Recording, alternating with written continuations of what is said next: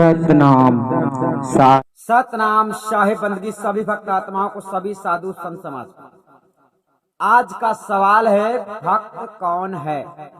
और इस सवाल का सही जवाब पाने के लिए आपको पूरी वीडियो अच्छे से देखना है और अच्छी तरह से आप लोगों को समझना है। तो एक वाणी की बीच की कड़ी से हम उठाते हैं, दो शब्द हम आपको समझाने के लिए बतलाना चाहते हैं साहिब की, ताकि आप लोगों को समझ में आ जाए। तो साहिब की वाणी में से बीच की दो कड़ी हम यहाँ पर उठा रहे हैं। वाणी कहती है, मैं हूँ प्यासी पीवे की, रटते सदा पीवे पीवे, पीवे मिला तो जीव है, नहीं सहज त्यागो जीव, नहीं सहज त्यागो जीव। ये वाणी कह रही है, मैं हूं प्यासी पीव की।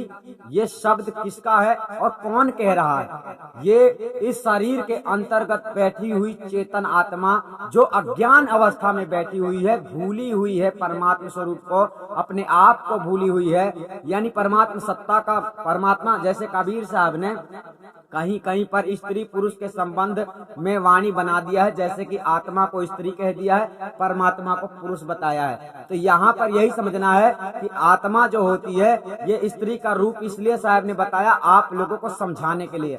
यहाँ पर दो चीजें इसलिए आती हैं, क्योंकि आत्मा अज्ञान रूप में इस शरीर में फंसी हुई रहती है और परमात्मा सत्ता ज्ञान रूप में, ज्ञान अवस्था में अपने आप में समाया हुआ रहता है, वो है परमात्मा। अब आप जो है अपनी आत्म ज्ञान आपको ना होने के कारण आप लोग समस्त संसार में विचरित करते हैं, 84 लाख योनियों में भटकते रहते हैं, और इसीलिए आप लोग हमेशा दुख के समुद्र में तैरते ही रहते हैं। कहने का मतलब है, जब तक परमात्मा सत्ता को पाओगे नहीं, तब तक तुमको परमात्मा नहीं मिला, इसका मतलब पीयू नहीं मिला। तो भक्त कौन है? तो यहाँ पर आपको समझ में आया, भक्त कौन है? जो आत्मा अपने अंतर्गत में विराजमान है, जिसके दम पे सारा शरीर चल रहा है, यानी मन चित्त बुद्धि अहंकार ये सब कुछ, और सर्वत्र शरीर इंद्रियां सब कुछ काम कर रही हैं उस चेतन शक्ति के माध्यम से। तो उस चेतन शक्ति के माध्यम से सब कुछ चल रहा है, और उस चेतन शक्ति के माध्यम से ही सब कुछ पूरा जगत चल रहा है। ठीक है, तो आपको ये समझना है कि वह चेतन शक्ति कौन सी है, कैसी है और किस तरह से होती है। वह कौन है जो हमेशा के लिए मतलब अजरो अमर है, जो कभी मरता नहीं है, उसे ही आत्मा कहते हैं।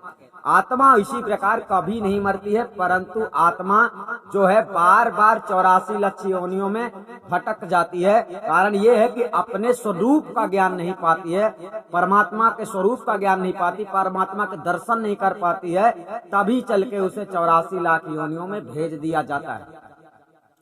तो भक्त कौन है? इस शरीर के अंदर बैठी हुई चेतन आत्मा परमात्मा की तलाश में इस देह में आई हुई है, यानी इस देह में इसे भेजा गया है। इस आत्मा का समय आया होगा, अवसर आ गया होगा, टाइम आ गया होगा, इसीलिए निरंजन ने बोला होगा कि जाओ, मैं तुम्हें एक अवसर देता हूँ, एक मौका देता हूँ, अगर तुम छूट सकते हो मेरे तहखाने से, मेरे जेल से, तो छूट जाओ। और इस संसार में आने के बाद मनुष्य भूल जाता है कि मेरा उद्देश्य क्या है, मेरे जीवन का उद्देश्य क्या है। यही भूलने के कारण मनुष्य माया में लटक जाता है। माया में लटकने का मतलब बोले तो धन है, दौलत है, और लड़के हैं, बच्चे हैं, बीबी हैं, माँ है, बाप है, ये सब मोह माया है जो अपनी ओर खींचते हैं, और मन इसी में लिपट जाता है, और इसमें लिपटने के बाद में छूटना बड़ा मुश्किल हो जाता है। इसका कारण ये है कि आप लोग सच्चे सतगुरु की शरण में नहीं जाते हैं। जब तक आप सच्चे सतगुरु की शरण में नहीं जाते हैं, तब तक आपको जीने का रवैया ही मालूम नहीं हो सकता है। भक्त कौन है? भक्त के बारे में सतगुरु कबीर साहब ने बहुत कुछ बताया है। भक्ति करे कोई सूरमा। सूरमा मतलब होता है सूर पुरुष, जो निर्भय रहता है, जो निडर रहता है, जो कभी झूठ का सहारा नहीं लेता है, यानी उसकी जान भी चली जाए तो वो झूठ का सहारा नहीं लेगा। वो पुरुष विरला माना जाता है और वही पुरुष यानी सत्य भक्ति को प्राप्त करने की योग्यता रखता है। तो इस संसार में तो पापी, पाखंडी, कामी, क्रोधी, कपटी, लालची सब भरे पड़े हैं। सब अपने आप को भक्त समझ रहे हैं, यानी उन्हें ऐसा लगता है कि हम भक्त हैं। उन्हें समझ में नहीं आता है कि हम भक्त किसके हैं। अब जो मन है ये माया में लगा हुआ है और मन कहता है कि मैं भक्त हूँ, हम भक्त हैं। जो अंतरात्मा रो रही है वो परमात्मा से मिलने के लिए तड़प रही है, और वो परमात्मा कैसे मिलता है ये आपको पता नहीं है। आपको संसार में बताया जा रहा है कि आदि अनादि मुक्ति पंथ के संदेश को अगर समझ लोगे और सदगुरु कबीर साहब के संविधान को पकड़ लोगे, उसके अनुसार आप चलने लगोगे तो उस परमात्मा सत्ता का ज्ञान प्राप्त कर सकोगे, अपने आप को पहचान पाओगे, जिससे जीवन का मकसद पूरा हो जाएगा। और जिसका जीवन का मकसद पूरा हो जाएगा वही भक्त सच्चा कहलाएगा। अब इस संसार में साहब ने यही कहा है, भक्त अनेक भय जगमाही निर्भय घर को पायो ना। इस संसार में कितने भक्त हुए हैं। भक्त प्रहलाद हुआ, भक्त जालंधर हुआ, भक्त रावण भी हुआ, भक्त हरिकश्यप भी हुआ। सब ये सारे बड़े बड़े भक्त हैं। पहले की भक्ति कैसे होती थी, जटिल तपस्या करनी पड़ती थी देवी देवताओं को पाने के लिए, शक्तियां हासिल करने के लिए जटिल तपस्या। और मोक्ष पाना तो इतना दुर्लभ कार्य है जिसके बारे में आप लोगों को समझाया क्या जाए। आप भक्त नहीं बनोगे तो भगवान तुम्हें नहीं मिलेगा। तो इस संसार में शिष्य जो होता है उसका भगवान गुरु ही होता है, उसका भगवान गुरु ही होता है। इस बात को लिख कर रख लो। परंतु यहाँ ऐसा नहीं चलता। अगर आप शिष्य हैं, आप किसी की शरण में हैं, तो अपने गुरु को आपको परमात्मा ही समझना है। सबसे पहली बात, आपका गुरु गुरु होना चाहिए।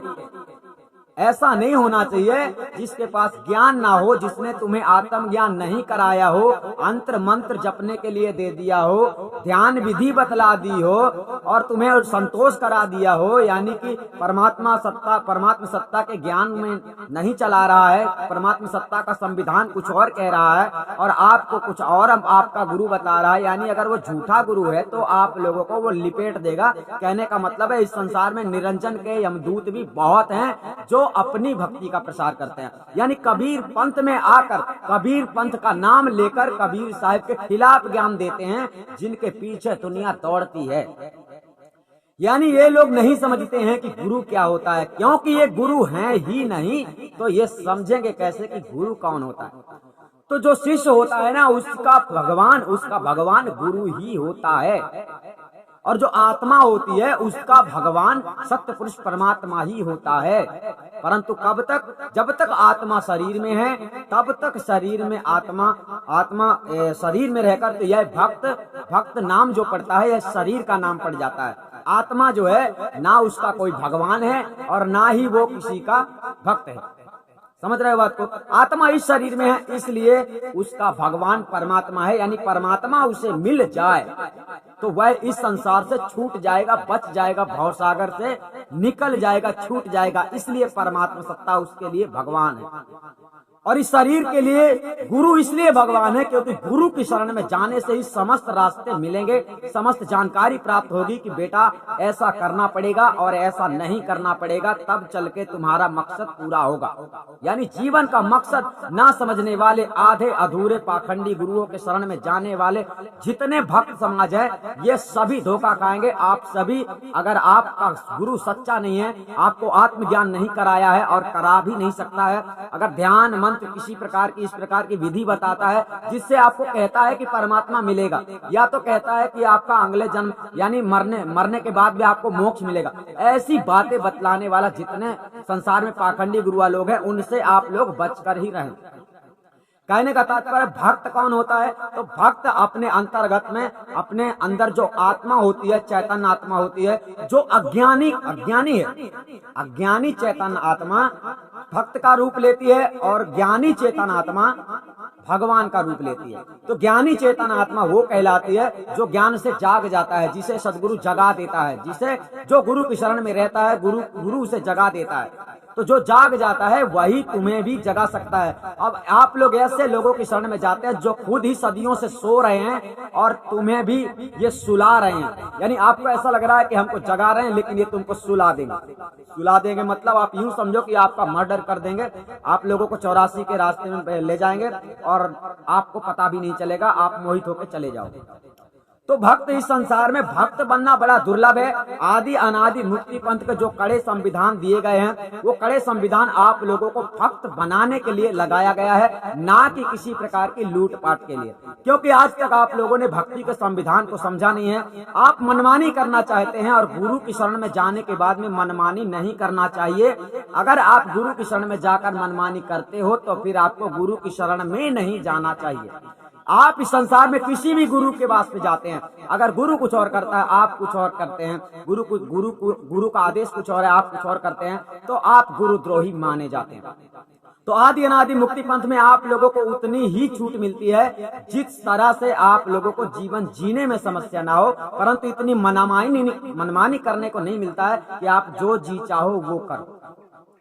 तो आदि अनादि मुक्ति पंथ की जो शिक्षा आप लोगों को मिलती है वो सच्ची है। यानी सदगुरु कबीर साहब के बताए गए सही मार्ग पे चलाना ही हमारा कर्तव्य है। आप लोग करना नहीं चाहते जो काम, वही काम हम आपसे करवाना चाहते हैं कि ये काम आप करो। क्यों? क्योंकि अपने स्वार्थ सब कोई जागे, पर स्वार्थ नहीं कोई, पर स्वार्थ वह कोई जागे जो वह घर का हो।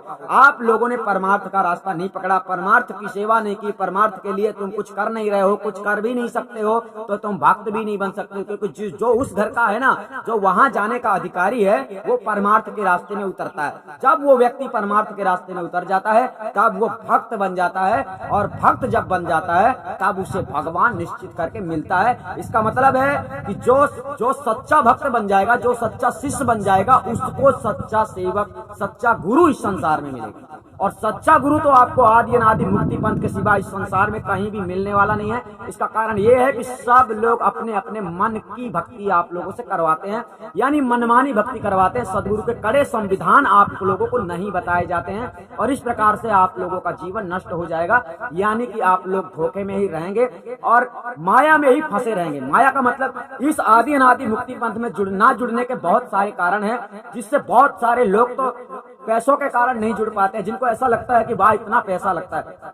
तो आप लोगों को ये समझना है, अपने बुद्धि का ताला खोलना है कि हमारे विचार कैसे हैं। आप पैसों को पकड़ रहे हो, पैसों के पीछे आप सतगुरु को छोड़ रहे हो। कहने का तात्पर्य है कि आप पैसे का महत्व ज्यादा देते हो और सतगुरु का महत्व कम करते हो। इसका मतलब है तुम्हें ऐसे गुरु की जरूरत नहीं है। इसका मतलब है ऐसे गुरु की तुम्हें जरूरत नहीं है। अब हमें आपको ये, आपकी इस बात से हमें ये पता लग जाता है कि आप भक्त नहीं है, आप तो माया के भक्त हैं, यानी माया के गुलाम हैं। आपको पैसा प्यारा है और धन दौलत प्यारा लगता है, मोह माया में आप डूबने वाले हो, तो फिर ऐसी भक्ति करके क्या फायदा। तो हमारे बताए गए रास्ते पर चलने का मतलब ये होता है कि आप वास्तव में भक्त बनो। पहले जब भक्त बन जाओगे तो भगवान तुम्हें मिलेगा और मिलने के काबिल हो जाओगे, तभी आप भगवान को पहचान पाओगे। यानी सबसे बड़ी बात है कि आपके पास अधिकार होना चाहिए, और अपने अधिकार क्षेत्र में आप कार्य करते हो तो आपको सफलता प्राप्त होती है। तो पहले भक्त बनो। इस संसार में जितने भक्त हैं ना, केवल मतलब मंदिर मस्जिद, कहीं भी दुनिया भर में कोई भी मनमानी क्रिया करने से, तपस्या करने से परमात्मा नहीं मिल सकता है। चाहे रो गाओ, उठो, कुछ भी करो।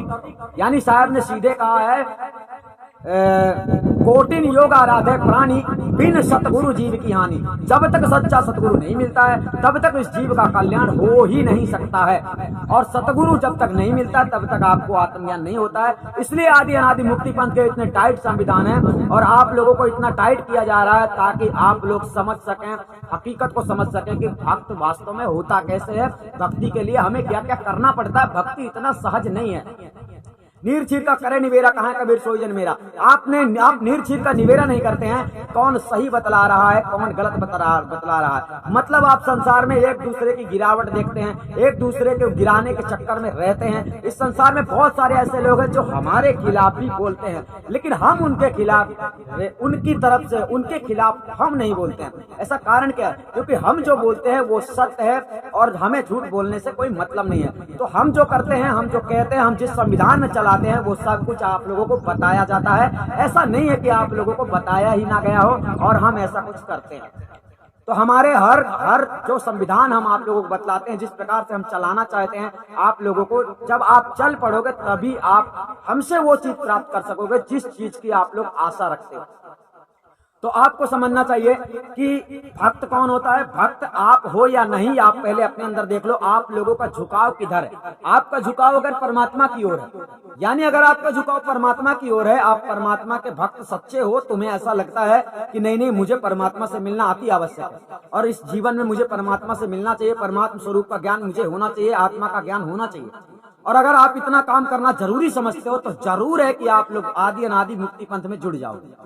तो जो भी व्यक्ति आदि अनादि मुक्ति पंथ में जुड़ना चाहते हैं उनके लिए सबसे पहली बात यहाँ पर और बताई जाती है कि 20 मार्च 2022 से नियम टाइट कर दिए जाएंगे। उसमें मतलब जो मनुष्य का उम्र होता है, उम्र से ही भर्ती ली जाएगी, यानी कितने वर्ष तक के लोगों को आदि अनादि मुक्ति पंथ में भर्ती ली जाएगी और उसके ज्यादा उम्र हो जाने वाले लोगों को आदि अनादि मुक्ति पंथ में भर्ती नहीं की जाएगी। अब वो क्या उम्र है ये इस वक्त हमें भी नहीं पता है, बताना हमें ही है, निश्चित हमें ही करना है, लेकिन हमको जो आदेश होगा वही हम आप लोगों को 20 तारीख के बाद 20 तारीख को वो वीडियो चढ़ जाएगी, जिस वीडियो में बता दिया जाएगा कि कितने उम्र तक के लोग आदि अनादि मुक्ति पंथ संस्था में जुड़ सकते हैं, उसके बाद नहीं जुड़ सकते हैं। यानी उसके बाद जैसे अभी नियम है 5000 सेवा डालकर और व्यक्ति इस संस्था में जुड़ सकता है, लेकिन आने वाले भविष्य में 20 मार्च जो आने वाला है इसके बाद हो सकता है नियम पता नहीं क्या क्या चेंज हो जाए और कैसे कैसे चेंज हो जाए, यानी आप लोगों को मुसीबत भी खड़ी हो सकती है। इसलिए यहाँ के संविधान को तोड़ने का कोई भी प्रयास ना करे, अपने आप को झांके कि मैं कितना सही हूँ, मुझे क्या करना चाहिए, क्या मैं कर सकता हूँ। यानी आप लोगों के पास अभी 7-8 दिन का समय है, जिस समय के अंतर्गत आप लोग अभी आसानी से भक्ति को हासिल कर सकते हो। लेकिन रही 20 मार्च के बाद में जो समय आने वाला है, उस समय में आप लोगों को मुसीबत उठानी पड़ सकती है, जो जिन लोगों की उम्र ज्यादा हो गई होगी। यानी कितना से कितना उम्र ज्यादा मानी जाती है ये बात भी हम आपको बाद में बतलाएंगे। भक्ति एक दिन का बात नहीं है, भक्ति खेल नहीं है, भक्ति 5 मिनट की नहीं है, भक्ति 2 साल की नहीं है, भक्ति 4-5 साल की नहीं है। भक्ति में पूरा जीवन बीत जाता है, लोगों का परमात्मा नहीं मिलता है। इसीलिए क्योंकि सच्चा सतगुरु की तलाश नहीं करते हैं, और सच्चा सतगुरु जब तक नहीं मिलेगा तब तक आत्मा परमात्मा का स्वरूप ज्ञान आपको नहीं होगा। इसलिए ये जीवन छोटा पड़ जाता है। तो आपको ये नहीं देखना है कि हमारे पास कितना उम्र है, अभी हमारा कितना उम्र है, ऐसा मत सोचना, क्योंकि आप लोग पीछे रह जाओगे। आपके पास समय भी होना चाहिए। जैसे किसी ने कहा कि 1 घंटे में पहुंच जाना, अगर वो रास्ता 1.5 घंटे का है तो तुम वहां 1 घंटे में कैसे पहुंचोगे। इसी प्रकार से भक्ति का भी सफर है। अभी अगर आप आदि अनादि मुक्ति पंथ में नहीं आए हो, नहीं जुड़े हो, तो आप यूं समझो कि आदि अनादि मुक्ति पंथ में जब तक आओगे नहीं तब तक आपकी भक्ति प्रारंभ होगी ही नहीं। ठीक है, मनमानी भक्ति जब तक लोग करते हैं संसार में, भक्ति शुरू ही गुरु के चरणों से होती है। गुरु की शरण प्राप्त हो जाए तो भक्ति शुरू हो गई। अगर आप लोगों ने आज तक अभी तक आदि अनादि मुक्ति पंथ में नहीं जुड़े हो, नहीं जानते थे, तो ज्यादा सोचना नहीं है। आदि अनादि मुक्ति पंथ के बारे में थोड़ा बहुत जान लेना है, 2-4-10 वीडियो देखकर अच्छी तरह से आप लोगों को समझ में आ जाएगा। और जो भी आपको जानकारी चाहिए, किसी प्रकार की आप लोगों को खबर नहीं है, तो आप फोन करके पूछ भी सकते हैं अधिक जानकारी के लिए। तो हम आपको फिर मिलेंगे। भक्त कौन है आप लोग अच्छी तरह समझ पाएंगे। भक्त बनना बड़ा कठिन है, और भक्त ही भगवान का रूप लेता है। अब यहाँ पर आपको समझना है कि यहाँ पर जो चेतन आत्मा है, जो चेतन आत्मा शरीर में उलझी हुई है अज्ञान दशा में, उसे गुरु जो ज्ञानी होता है वो परमात्मा स्वरूप में होता है। जो गुरु होता है वो ज्ञान देकर आत्म स्वरूप ज्ञान दे देता है, जिससे परमात्मा स्वरूप का ज्ञान हो जाता है आत्मा को। तो वही आत्मा परमात्मा स्वरूप में अवस्था में आ जाती है। परमात्मा की अवस्था में आने के बाद में संसार से मुक्त हो जाती है। तो परमात्मा की अवस्था में जाना इतना कठिन नहीं है और इतना सरल भी नहीं है।